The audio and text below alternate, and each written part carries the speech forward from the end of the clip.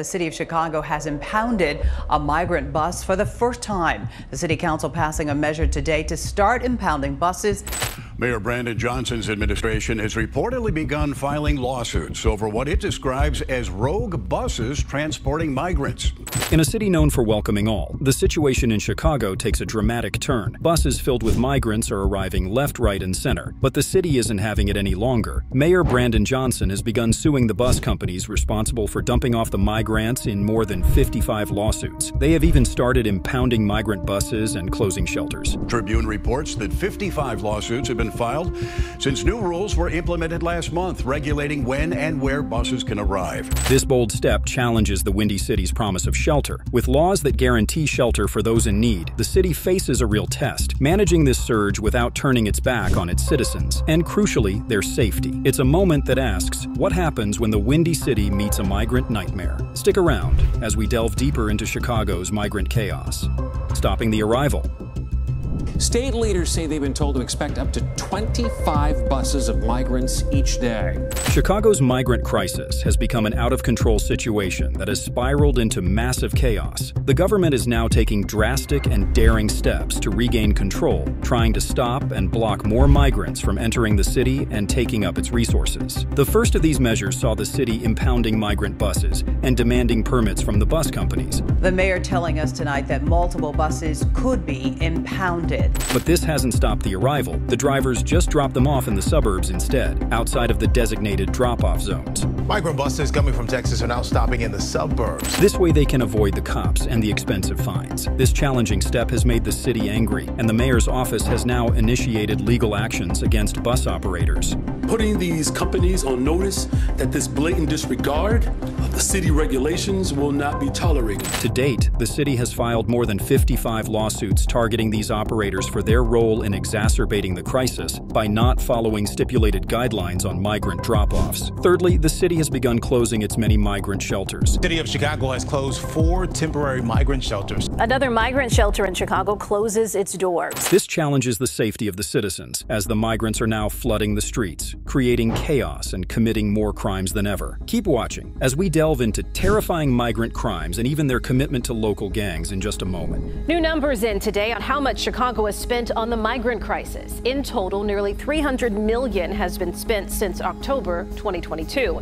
Since last summer, 573 buses have arrived here in the city, with 473 of those since May. With more than 573 buses having reached the city since last summer, the city is at a loss. How will they stop this burdening crisis? The mayor's office is now seeking the ability to impound buses that don't follow those rules. Moreover, the city council is considering even tougher regulations that will impose heavy fines upwards of $10,000 on any bus that violates these new rules. The new penalty targets private bus operators that don't obey rules on where and when to drop off migrants, and fines ranging from $2,000 to $10,000. Mayor Johnson has criticized Texas Governor Greg Abbott for exacerbating the crisis by sending migrants to Chicago without adequate provisions, describing these actions as reckless and harmful. Mayor Brandon Johnson says Texas Governor Greg Abbott is making a bad situation worse, with migrants continuing to arrive in Chicago as shelter space remains scarce. In response to these challenges, Chicago has implemented new rules requiring buses to arrive between 8 a.m. and 5:30 p.m., Monday through Friday. But what will this help when the buses can just go to the suburbs or other local communities and dump the migrants? Creating further frustration among the public are the horrifying crimes committed by migrants. Migrant crimes. Attempted home invasion caught on camera, but the unsuspecting homeowner winds up pulling a on his attackers. Groups of Venezuelan migrants were charged with burglaries in DuPage County. The residents of Chicago are confronted with escalating criminal activities such as burglaries, heists, and violence, threatening their safety. They broke through the glass, they came in and went straight to the registers. We're looking for any cash. Yeah, that's been like their tactic. Envision this scenario. Numerous migrants recently arrived from Texas are entering Chicago with intentions to engage in criminal acts. These individuals quickly become prime targets for recruitment by local gangs aiming to strengthen their ranks for criminal endeavors. Gangs from South America are breaking into multi-million-dollar homes across the country. Highlighted among these incidents are audacious home invasions and bold burglaries, with criminals using increasingly complex and aggressive methods to execute their crimes. Push down at a held to her head. Armed robbers target a woman in her backyard with her daughter just steps away.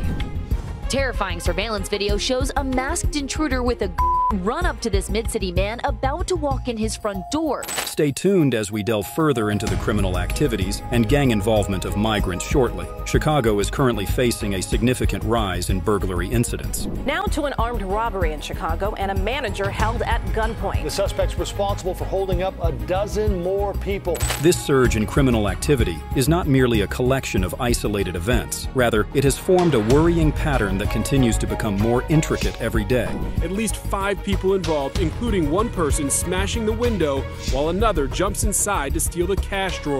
The city is at a pivotal moment, searching for effective strategies to address the increase in burglaries and migrant-related crimes. This challenge is compounded by the influx of newcomers who are quickly learning the nuances of thievery from seasoned criminals within the city. Imagine migrants, new to the local landscape, now masterminding thefts in high-end shopping districts under the guidance of experienced criminals. Retail thieves strike again. Oak Brook police releasing new videos from a double hit earlier this month. With 47 migrants arrested in just a few weeks, the city is under pressure to safeguard its residents. This morning, a smoke shop on Chicago's northwest side is burglarized overnight. The front window of the Urban City Smoke Shop on Foster Avenue was shattered. The scenario resembles a crime movie, where organized crime groups provide elaborate instructions for committing thefts, including logistics and evasion tactics, though these individuals are often apprehended and then released, highlighting flaws in the legal system. The narrative grows more complex as not all newcomers are involved in minor thefts. A migrant from Venezuela is facing charges accused of attacking and women. Some are engaged in deeper criminal activities, like a disrupted scheme for creating fake IDs associated with shoplifting, uncovered by the Cook County Sheriff's Office. Migrants looking for fast cash to get a job can wind up as pawns in a criminal operation. Many of them caught stealing in order to pay for fake IDs to gain employment. Additionally, some migrants have backgrounds that include ties to gangs and international criminal organizations, increasing the threat they pose with their involvement in severe crimes ranging from human trafficking to drug trafficking. The situation intensified when a Venezuelan migrant, suspected of having cartel connections, was linked to a recent drive-by. 2 people, including the teenager, are dead and 7 others hurt. Amplifying the threat to the safety and everyday lives of Chicago's citizens. This narrative extends beyond mere crime statistics or police reports. It reflects on the deteriorating sense of security and well-being among Chicagoans. Security video shows the group of 5 suspects breaking into Olivia's Market and quickly rummaging through the store before getting away. 5:38 a.m., the 4300 block of West Division. Watch closely. You see a man get out of a car. He's holding what appears to be a handgun. Incidents of unexpected break-ins and the pervasive fear of being the next victim are increasingly common, fueling debates about the effectiveness of the city's leadership, particularly Mayor Brandon Johnson. I want Mayor Brandon Johnson to understand that you're selling us out for people who can't vote. I know folks may have questions about my style, but don't question my leadership. Understandably, the community is incensed, channeling their anger towards local and national leaders, including Mayor Brandon Johnson and President Joe Biden, blaming them and the criminal elements among the migrants for the growing turmoil. When do citizens of the United States of America come first? The community's response has led to substantial anti-migrant protests, underscoring the tense atmosphere and the complex challenges confronting the city. Public outrage.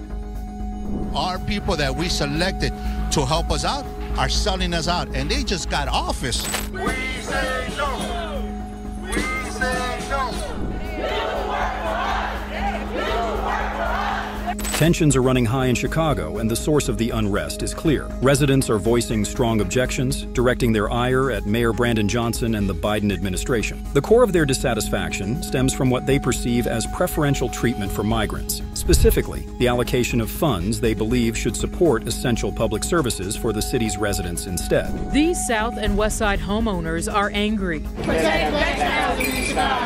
They believe the city has overextended itself and should be putting the tens of millions of dollars earmarked for migrants into Chicago's most vulnerable neighborhoods. But the South Side has been under-resourced, underfunded for years, for decades. We have schools that need to be reopened. Concerns extend to community safety, a crucial aspect for any neighborhood. Many locals express growing fears for their personal safety, attributing this anxiety to the recent surge of migrants, a significant number of whom are identified as potential criminals, posing serious risks to the safety of Chicagoans. Brighton Park neighbors have been protesting this possible migrant tent camp location for hours now, even launching fireworks at one point. Residents we spoke with say they feel betrayed by city leadership and are concerned for their safety. The debate intensifies over the use of taxpayer dollars, with residents feeling their money is being mismanaged, diverted from its intended uses, and leading to questions about the priorities and decisions made by city leadership. Nobody asked us, nobody told us.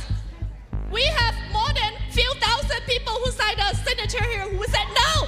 We said no.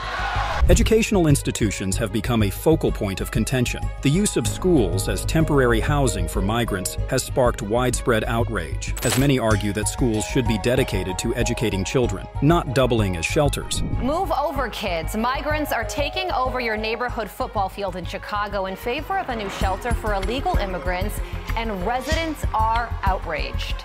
The unease has spread to suburban areas, where the prospect of migrants moving into nearby homes has triggered a strong not-in-my-backyard sentiment. How about this? Give them all these politicians' addresses and put them in their backyards, in their basements, in their houses. This has led to probing questions about whether local politicians would accept similar scenarios in their own neighborhoods. As hundreds of buses continue to arrive in Chicago, each filled with migrants, residents are left wondering why this is happening and what it means for the future of their city.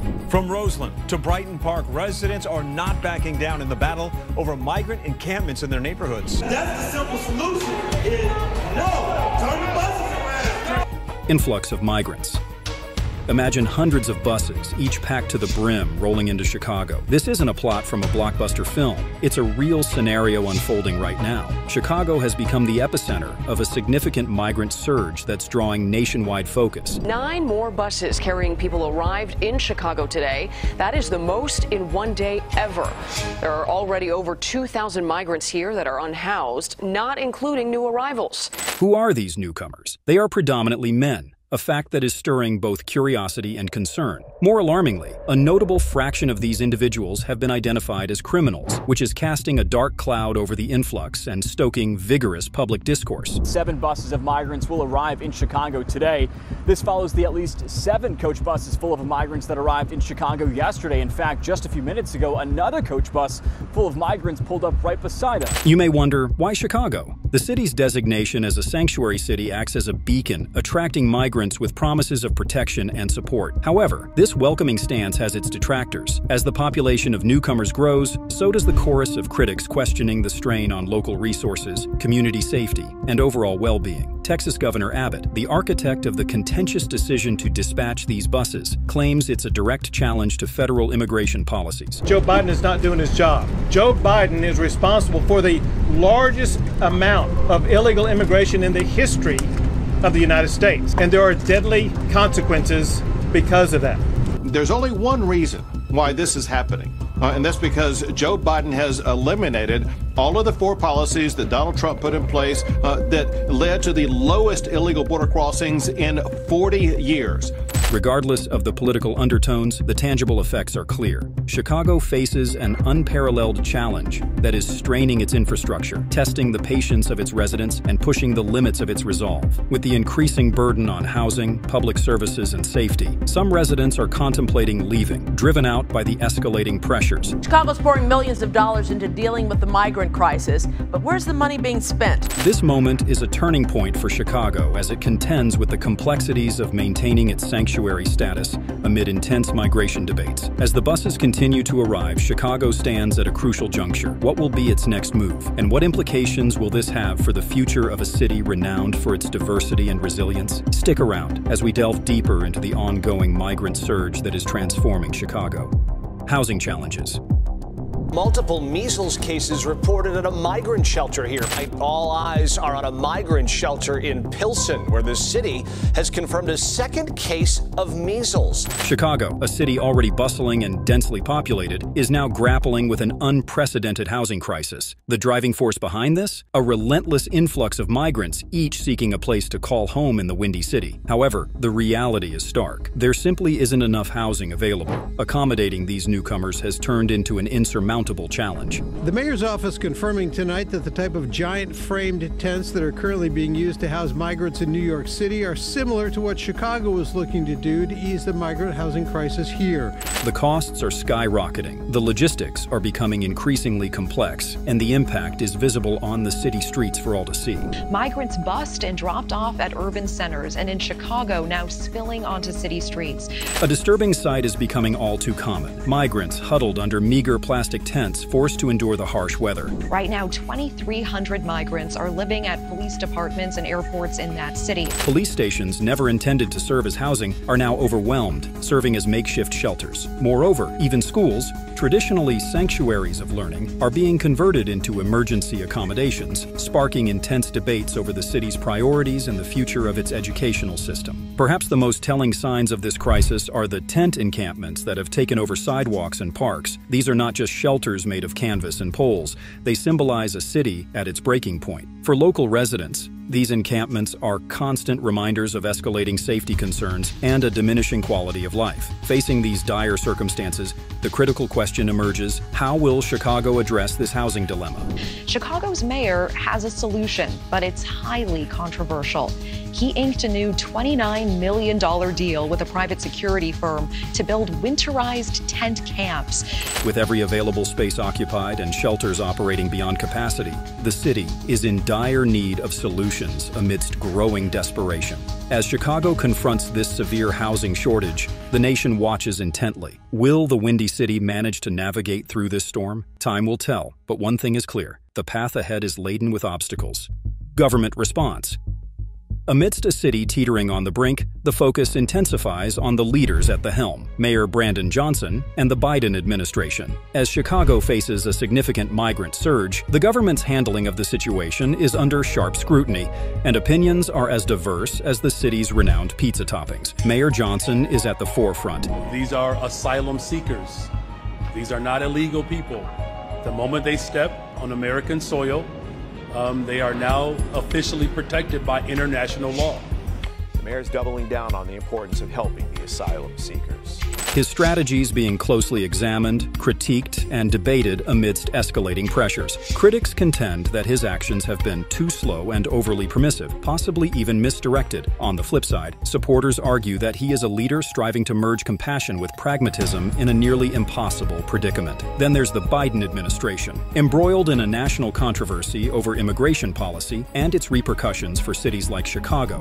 Now to the latest in the migrant crisis, President Biden reportedly considering executive actions that would block migrants from seeking asylum at the border. The federal government's approach has been a blend of assistance and directives aimed at tackling the underlying causes, yet often seems disconnected from the immediate struggles on Chicago's streets.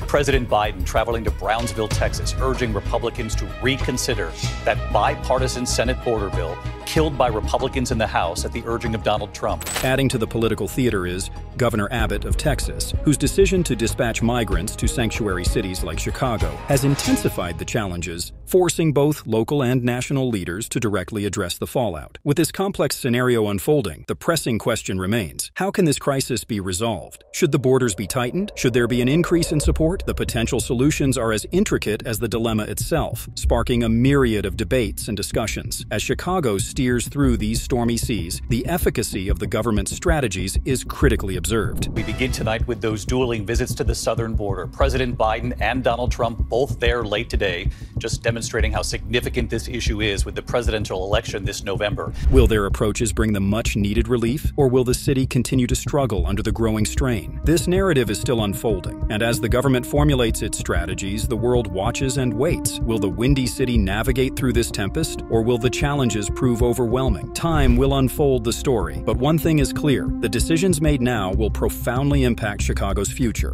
National impact.